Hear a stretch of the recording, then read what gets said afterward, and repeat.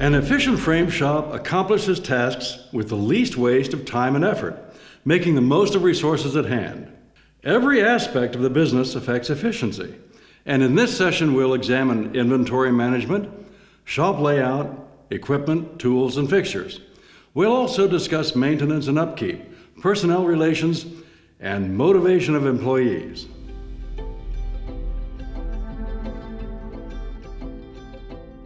Inventory management is important to the efficiency of any business that uses materials, including a frame shop.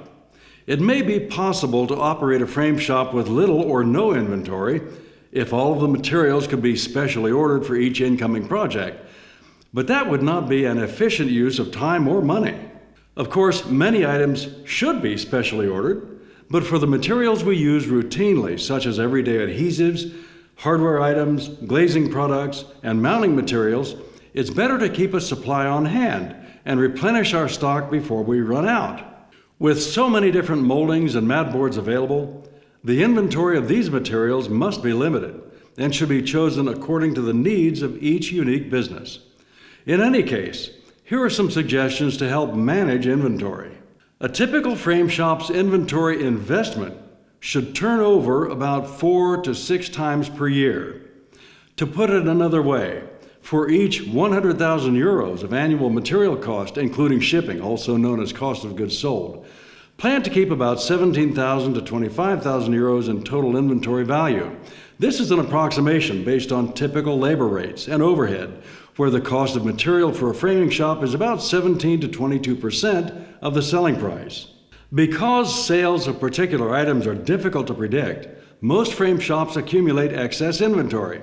It's important to know when inventory value goes too high and get rid of the excess. Also, even when inventory value is within the investment you've planned, some items just don't sell. It's important to get rid of this dead inventory because that money could be used more efficiently in other ways. Excess and dead inventory drain profits. Profitability is always important, but in this case, the first priority is to recover the money buried in excess and dead inventory. In order to purge excess or dead inventory, consider offering special promotions or sale prices featuring those items specifically. Also, excess and dead inventory can be converted into saleable products by applying some labor, such as ready-made frames, decorative jewelry boxes, and document frames. Rather than stocking nearly duplicate items of mat board, glass, and other materials, reduce the inventory to include only the best choices. By reducing stock of similar items, that money can be invested in more diverse, useful inventory, or it can become profit. Inventory management also includes streamlining of the labor aspects of keeping inventory. That is, organize the inventory to minimize handling. Keep everything in conspicuous places and clearly identified. Avoid misplacing items where they might be forgotten or difficult to find when you need them. Also, take care to keep your inventory properly stored, clean, and dry. For example, avoid storing length molding in such a way that it becomes scratched or warped. Mat board should be kept clean, dry, and flat in storage, either vertically or horizontally.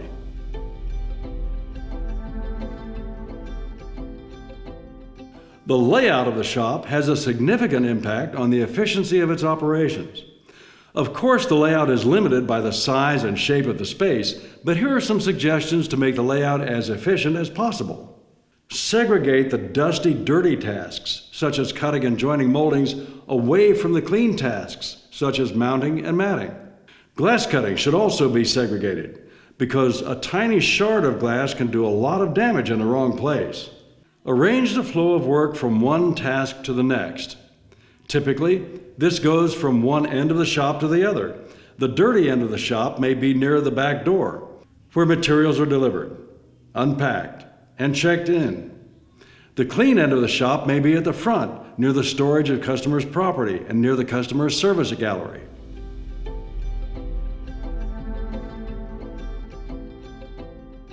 If your shop is large enough to have multiple work tables, dedicate them to specific tasks. For example, the mat cutting table can have a straight line mat cutting machine built in to match work surfaces. And the space under the table can be organized with vertical bins for sheet goods such as mat boards, foam boards, and perhaps glass. Also, small shelves or bins can be arranged to hold hand tools and supplies within easy reach. Likewise, the fitting table can be organized to hold hand tools, adhesives, and hardware used for that assembly work. A table in the cutting and joining area could hold miter vices, hand tools, and the supplies used for cutting and joining frames. Set up related workstations adjacent to one another. For example, the molding storage, cutting tools, and joining tools should be in the same area. Likewise, mat board storage should be near the mat cutting equipment. Mounting boards and adhesives should be near the mounting press, and so on. Keep hand tools and materials near the workstations where they're generally used.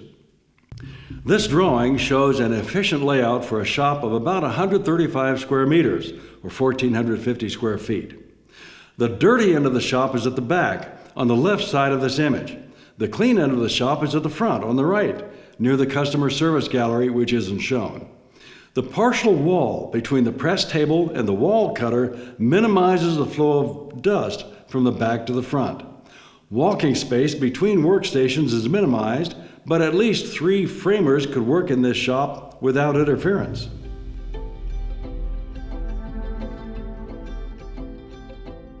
Proper maintenance and good housekeeping are essential to efficient operations. There should be a place for everything, and everything should be kept in its place. Workstations should be clean and uncluttered. Tools and equipment should be in good working order with routine cleaning, adjustments, and lubrication.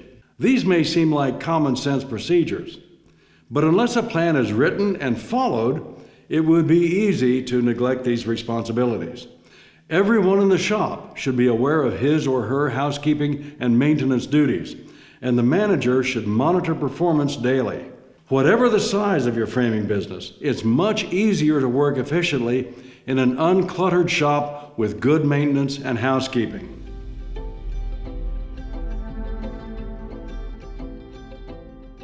Because everything in a frame shop depends on the people doing the work, employee relations and motivation directly affect efficiency.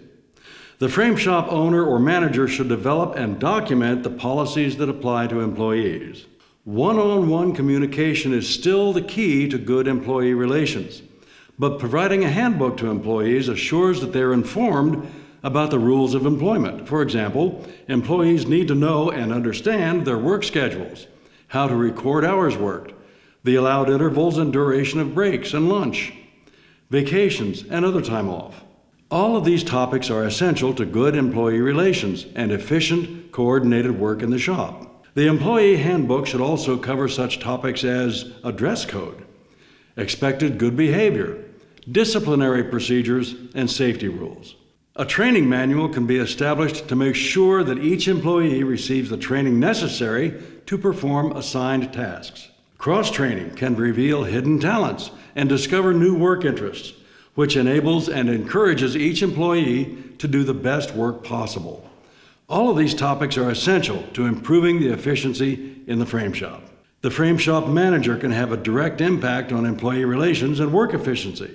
For example, praise publicly, but criticize privately. Establish daily routines and avoid unexpected disruptions to the work. Keep employees motivated by making their work more interesting at every opportunity. In another video in this series, we discuss documentation, processing of work orders, ordering and allocating materials, production scheduling, and batching.